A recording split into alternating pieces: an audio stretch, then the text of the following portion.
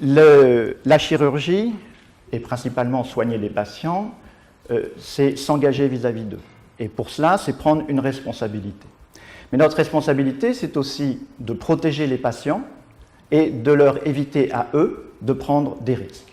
Et donc, le travail que je vais vous montrer consiste à identifier les facteurs de risque et d'éviter, si possible, une complication qui doit être différenciée de la complication qui relève de l'aléa thérapeutique. On opère des gens, on a cette responsabilité, on assume aussi les complications post-opératoires.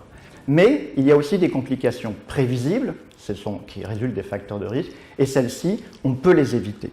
Alors, cette jeune femme pilote, ou notre consoeur chirurgien-dentiste, a raison d'être fière, elle évolue dans une cellule, le cockpit, le cabinet dentaire ou une salle opératoire, et elle mène un certain nombre d'actions et elle prend des décisions, et on sait que les résultats de ces actions sont directement liés à son comportement. On a bien montré dans l'aviation que le facteur de risque numéro 1, c'était le pilote lui-même.